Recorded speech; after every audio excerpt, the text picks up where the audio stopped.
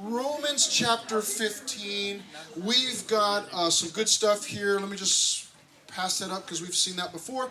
Let me tell you what's going on in Romans chapter 15. We've got three main divisions. We've been through one of them already. I'll remind you of that real quickly. But these are the three main divisions. Prefer others, so give preference to one another. Serve other people. Secondly, Paul's confidence, which we will see tonight. And then Paul's visit, we might get to. We'll see how it goes. But to run through the prefer others. These were the 3 points that we found in that section on preferring others. The first was, why serve someone else? Why do things for other people? It's a great question. The answer is, there's three answers, a three-part answer, for the good of others.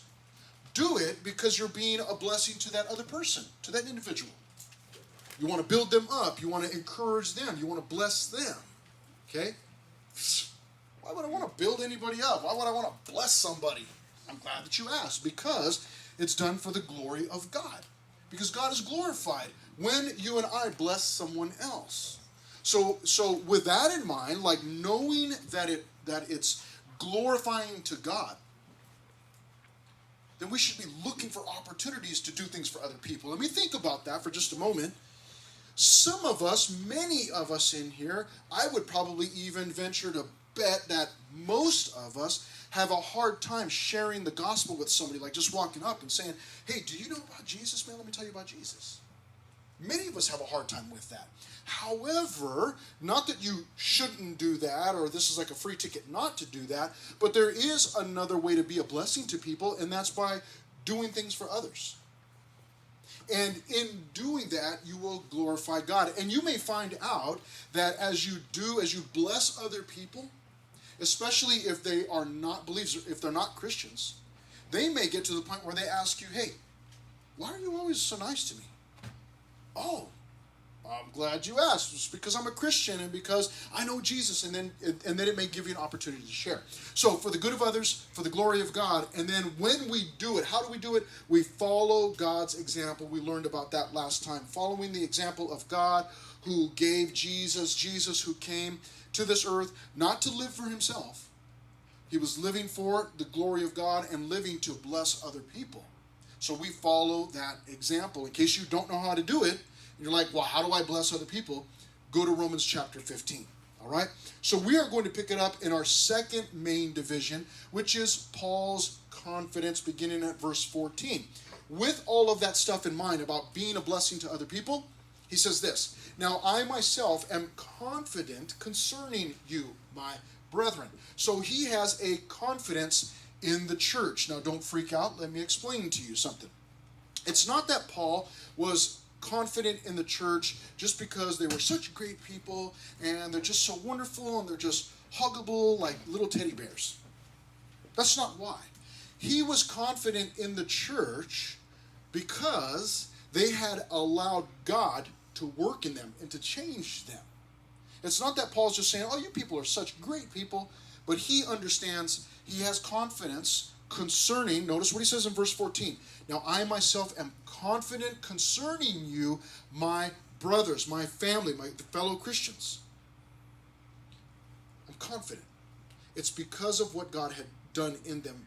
Verse 14, continuing on, he's confident that you also are full of goodness, filled with all knowledge, able also to admonish one another.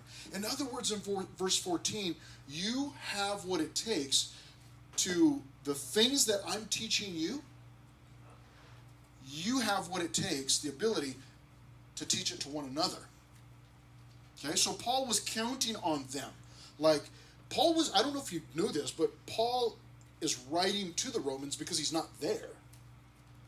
And so, because he's not there, he's saying, okay, I've taught you, I've been teaching you for 15 chapters, so now I'm confident that you all can take this and teach it to one another.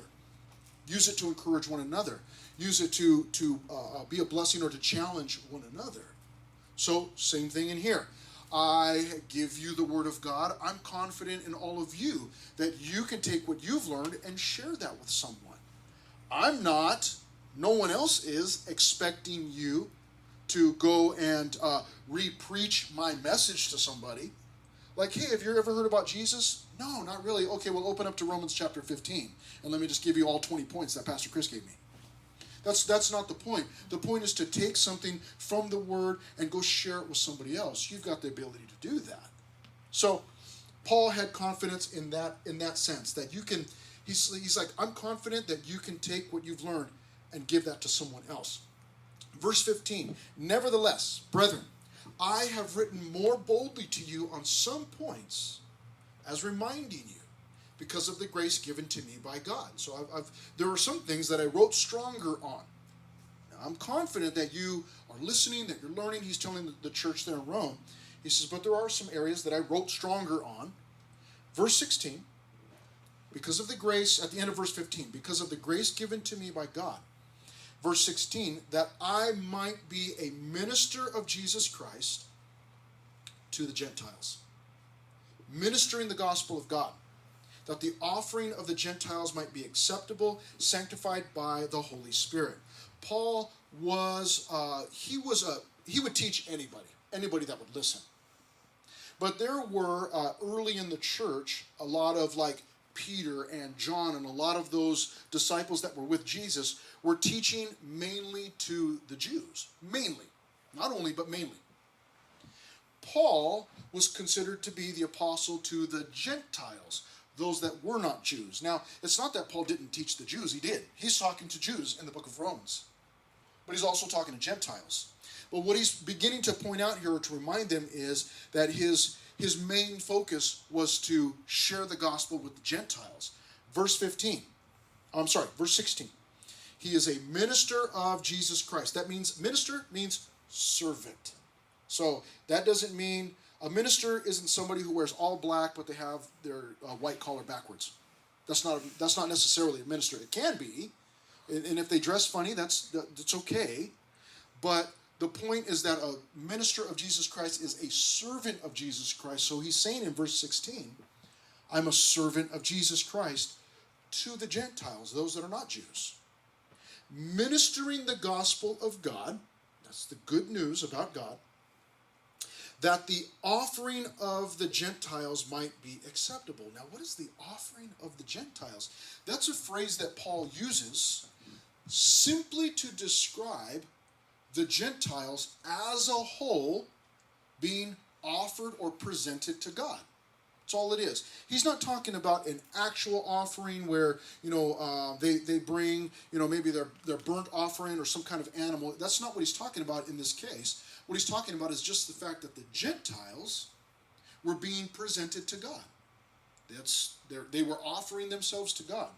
And that's what that was Paul's goal. Verse 16, that the offering of the Gentiles might be acceptable, sanctified by the Holy Spirit. Sanctified means set apart.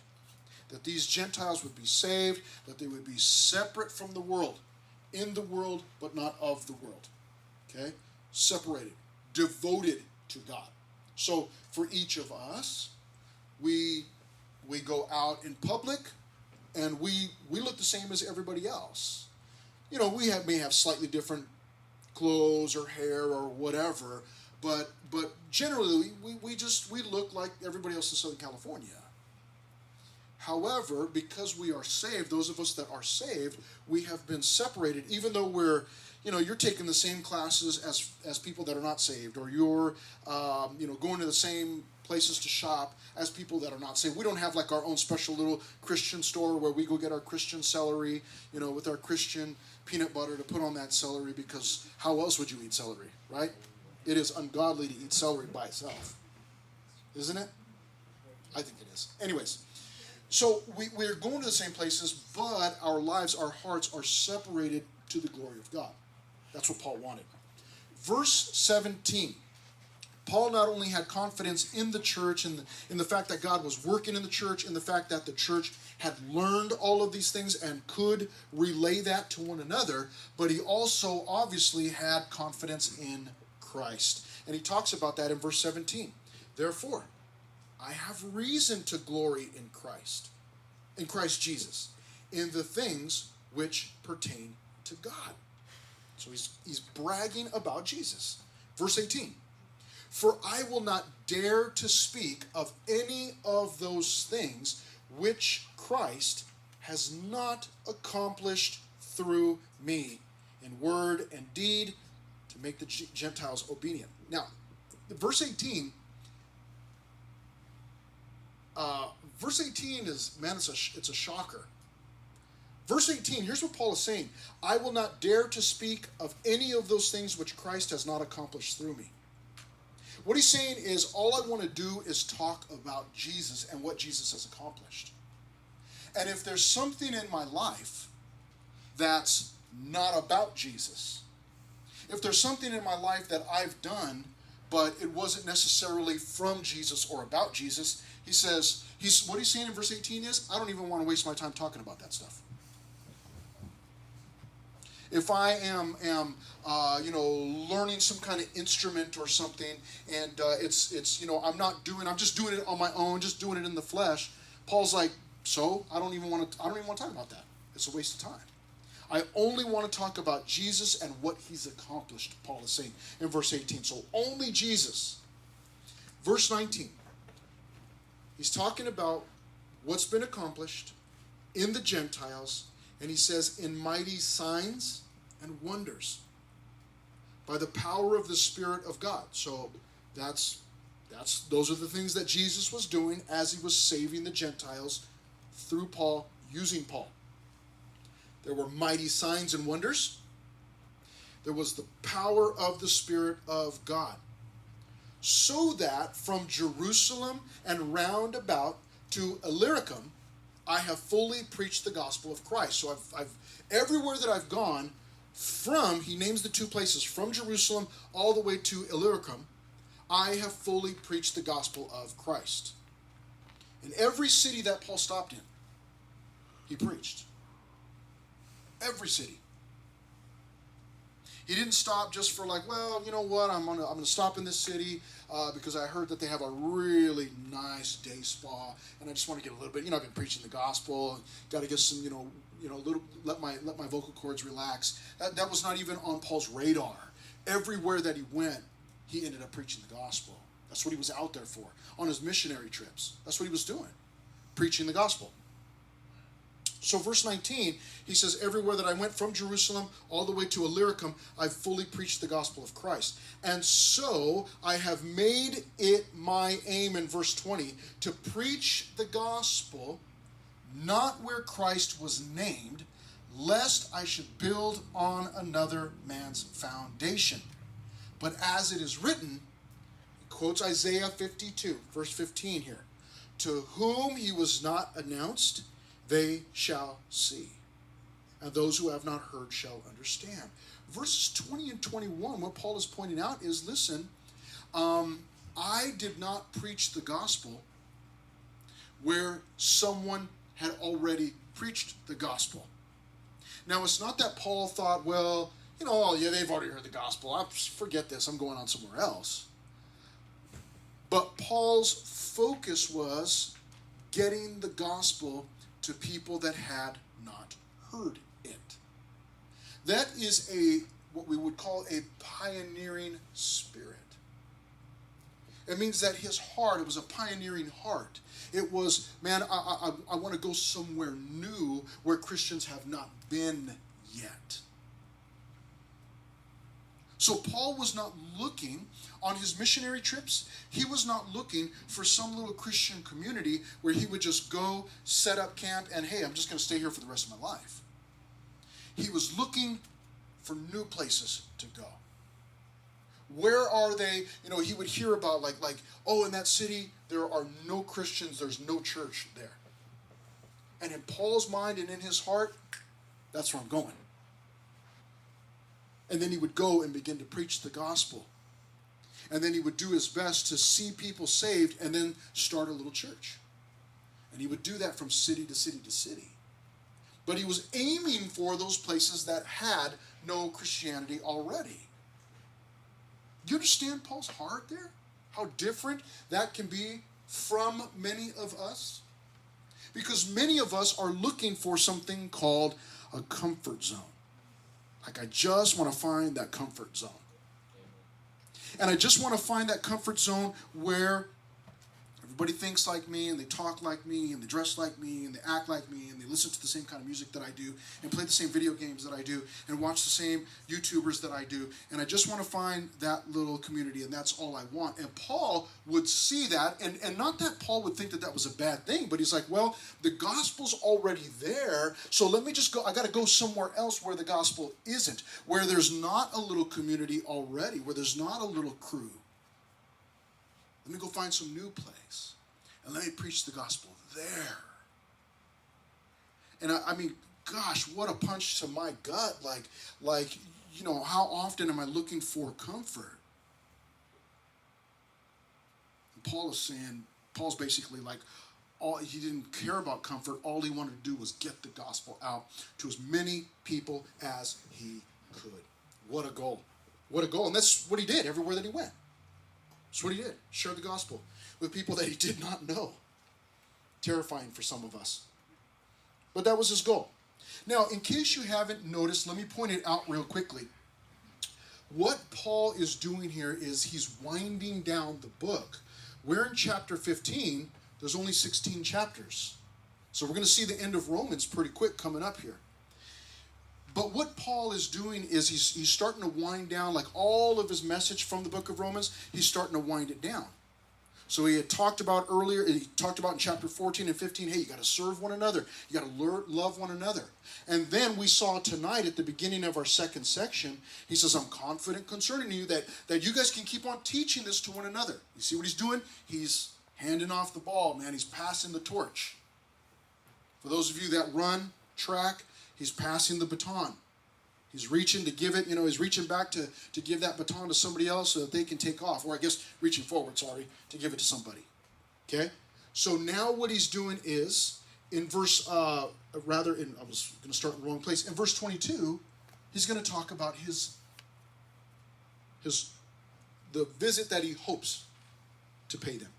Verse 22, he says this, for this reason, I also have been much hindered from coming to you. What? Why was he hindered? He was hindered because he's been busy preaching the gospel. It's like, I've been busy serving God. That's why I'm late. It's a good reason to be late. Verse 23. But now, no longer having a place in these parts, and having a great desire these many years to come to you. So Paul is saying in verse 23, verse 22, he said, listen, I haven't been to visit you yet because I've been busy preaching. Verse 23, but now, having no place in these parts. In other words, there isn't anywhere else for me to go right now to preach the gospel. And having a great desire these many years to come to you. So for years, he had wanted to go and visit and meet the Romans for the first time. So in verse 24, whenever I journey to Spain, I shall come to you. For I hope to see you on my journey and to be helped on my way there by you, if first I may enjoy your company for a while. So in Paul's visit, what he's doing here in these verses, 22 through 24, is he's planning for the future. He's telling the Romans, listen, I'm planning to go to Spain. I really want to go see Cristiano Ronaldo play. That's not what he was. Cristiano Ronaldo was not alive yet. Did you guys know that? Yeah. Anyways, he wasn't going there for that.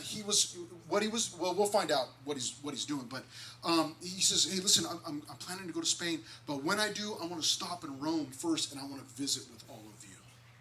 I want to visit with all of you. Verse 24, and to be helped on my way there by you, if first I may enjoy your company for a while. Like, I just want to come visit. I want to enjoy your company.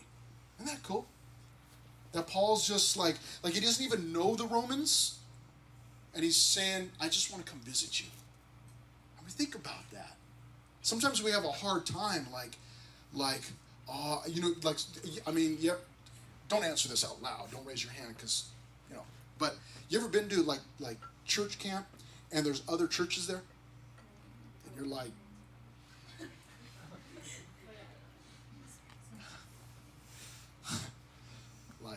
do they even, Like you're looking at them like, I don't even really know who you are. Maybe you sit with somebody that, from another church, and your friends are looking at you like, yeah. They're like, you're dead to me. She doesn't even go here, right? You're looking at them like, man, they are so like, what's wrong? What planet are they from or whatever? Paul is talking to people that he wrote a letter to people that he did not know, because he knew that there were Christians there that needed encouragement and help. And then he says, I can't wait to get there and visit with you. What? Really? That's pretty neat. It's pretty neat. He realizes that the church is the church universal. That there's just Christians all over the world, that people that belong to Jesus. And Paul's just saying, man, I just want to spend time with you. But what if they're weird? Who's not weird? Everybody's weird. Everybody's weird. Everybody's strange. They're going to be weird. They're going to do something that, you're not used to and you're not comfortable with or whatever. But it's looking beyond those things and just saying, hey, but we belong to Jesus. I love that. Now, what he does in verses 25, man, we're about to finish this chapter. Watch out, okay? What he does in verse 25 concerning his visit is, first he told them about his plans for the future. Now he tells them about his present circumstances or his present plans. Verse 25. But now, notice, right now, I am going to Jerusalem to minister to the saints. So he's planning on going to Jerusalem. Later he's going to go to Spain. But right now he's going to Jerusalem. For it pleased those from Macedonia and Achaia to make a certain contribution for the poor among the saints who are in Jerusalem. This is incredible. There were Christians in Macedonia and Achaia who, it was probably a mix of Gentiles and Jews. And what they want to do is they are putting together a contribution to send to the Christians in Jerusalem, which largely, pretty much, was all Jews. So it's just a really neat thing that you have these Gentiles, many of them, again, I'm sure there were Jews in Macedonia and Achaia, but it's probably mainly Gentiles, and they want to send money to help the Jewish Christians in Jerusalem. Because in Jerusalem there was persecution taking place. They were suffering, they were poor. In Jerusalem, you get saved, you can no longer go to the marketplace and just buy celery willy-nilly. Because now the person selling, the celery seller, say that 5 times fast, okay? The celery seller, now he knows, he looks at Jonathan and he's like, oh, I know you're a Christian, dude. Like, I saw you get baptized last week, and I'm not selling you any celery. You can go check with somebody else, see if there's another celery seller who will sell you celery. But I am not selling you any. And then you have, so then you cannot buy things in the marketplace. And then you have families who start to like, you're a Christian? Like, I can't believe you. And they start to, so then they start to lose jobs. They start to lose work. They begin to suffer. So Christians in other places told Paul, listen, when you go back to Jerusalem, we want to send some money with you. So Paul's on his way back to Jerusalem to take that money. He's going to deliver that money. That's what the church is supposed to do. And I mean, what a perfect time to just make a shameless plug right now. Some of us are going to Mexico in about a month. And you've got an opportunity to give toward that trip. Isn't that incredible? You too? Okay? You've got an incredible opportunity. There's going to be a jar in the back. I'll tell you more about it later. But you have a chance to give money that is actually going to bless Christians in a little dusty town in Mexico. There's a church there. There are Christians there. There are people who are being moms and their children who are having the gospel preached to them. And you have the opportunity. Maybe you can't go, but you can give. And someone else can go. Okay? We'll talk more about that. Shameless. That was good, though. It fit right in. You see that? Let's go. Verse 27. It pleased them indeed. He's talking about the other Christians who gave the money. Verse 27. It pleased them indeed and they are their debtors. For if the Gentiles have been partakers of their spiritual things, their duty is also to minister to them in material things. In other words, he's saying, look, this is the reason they gave money. All of those Gentiles, they gave money to the Jews. It's because the gospel started in Jerusalem. And then later on, they got saved because of that gospel that started in Jerusalem. So they feel like, hey, we can finally give something back. So they sent money with Paul. Deliver this for us. Verse 28, therefore, when I have performed this, when I've delivered the money, and have sealed to them this fruit, I've given them this money, I shall go by way of you to Spain. I'm going to go to Spain, but I'm stopping in Rome, coming to see you. But I know that when I come to you, I shall come in the fullness of the blessing of the gospel of Christ. Okay? And then we finish verses 30 through 33. Final section. Oh, yeah, that's right. I'm sorry. Verses 30 through 33, pleading for prayer. He says, now I beg you, talking about, future plans, or his plans. Now I beg you, brethren, through the Lord Jesus Christ, that through the love of the Spirit, that you strive together with me in prayers to God for me. Now this is, I got to be careful here. We got to shut it down in a few minutes. It can't take too long. But this is, I don't know what your view of Paul is. To me, I see him as this like super Christian. Like, sometimes I get caught up in like, was he really even human? Yeah, he was human. He was just a man. That is the truth. But he was completely devoted to God, completely captivated by God, just given over to God. But I want you to see this in verse 30. What does he say in the opening in that opening sentence in verse 30? Now I what? Somebody help me out, church. Now I beg. Paul the apostle preached everywhere that he went, preached the gospel, got beat up for it, suffered so many things. And he's begging. I'm begging you. And what is he begging for? Now I beg you, brethren, that's the church, the family, through the Lord Jesus Christ. He's calling on Jesus as his witness, like I'm begging you through Jesus. And through the love of the Spirit, that you do what? Strive together. Now the word strive means to agonize. When you are running a race, you are striving to get across the finish line first.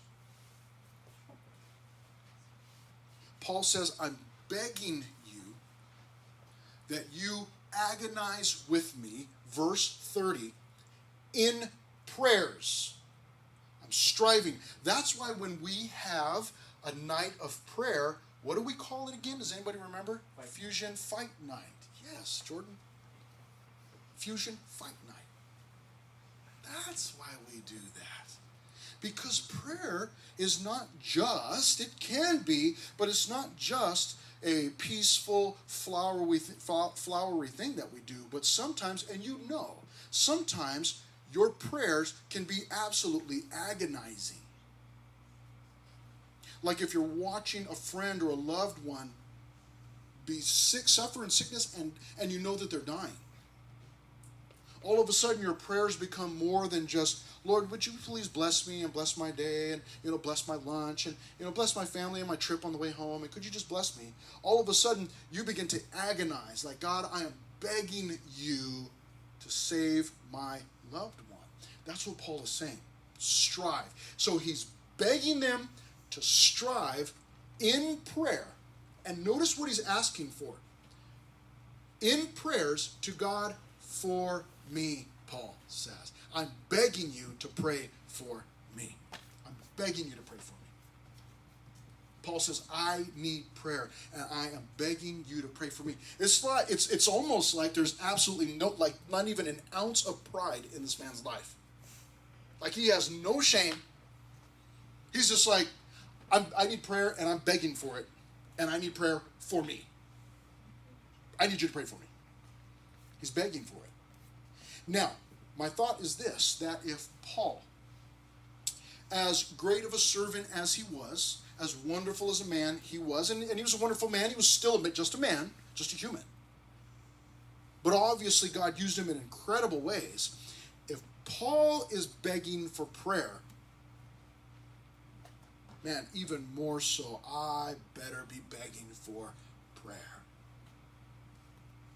I need prayer. I'm sharing this with you because oftentimes you guys think, and I know that you think this because I've thought this in the past. I know better now, but sometimes you see maybe your youth pastor or one of the pastors from the church or ministry leader, might be one of your small group leaders, and you might think, oh, they don't need prayer for nothing. They're so godly, or they're so, they're so, they're just committed to Christ, and, they don't have any issues, they don't have any problems. Please. I got issues, man. If you haven't figured that out yet, come on. If you've been here for more than 5 minutes, you know I got issues. I need prayer.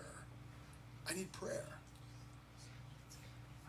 Don't look at a pastor or someone in leadership and think, oh, they don't need prayer. They need to pray for me, but they don't need prayer. No, we need prayer. And the leaders, the small group leaders, all of them will tell you, no, I need prayer. Please pray for me. We need prayer. We need prayer. I'm begging you, pray for me. That's what Paul says. Verse 31. He says, this is what he's praying for specifically, that I may be delivered from those in Judea who do not believe, and that my service for Jerusalem may be acceptable to the saints. So on my trip, as I'm heading toward Jerusalem, in Judea, there are people who don't believe that they're going to be on the lookout for me. When they see me, there's going to be trouble. So I need you to pray for me that I would be delivered from that I would be able to get to Jerusalem, deliver this money to the saints, bless them, finish my trip, and go. Verse 32, that I may come to you. See, if I don't make it out of Judea, there's no way I can make it to you, Romans. So that I may come to you with joy by the will of God, and may be refreshed together with you, Paul says. Now the God of peace be with you all. Amen. Now it sounds in verse 33 like he's done, right? Now may the peace, now may the God of peace be with you all. Amen. But all that means is I got one more chapter. Okay, that means like I'm it's like a pastor just saying, okay, we're just this is our final point, and then they go on for another 10-15 minutes. You're like, yes, I know. Paul's winding it down. Chapter 16 is an incredible chapter. There's a whole list of names in there that Paul gives, like, hey, say hi to this person and that person, and it's really cool. We'll talk about friends. But I love how this chapter at least ends. Paul's been pouring it out for 14 and a half chapters, and then he gets to the end of chapter 15, and he's like, hey, listen, I want you to pray. I'm begging you to pray for me. I like that. You and I need to pray for one another more when we have problems going on, issues, and everybody does. Everybody's got issues. Everybody's got problems. Everybody's weird. Everybody's got weird families. Everybody's got, thoughts that go through our minds and desires that we struggle with. And all of us, we need prayer. Let's start begging one another. I just need you to pray for me, please. That God would work in this area this way.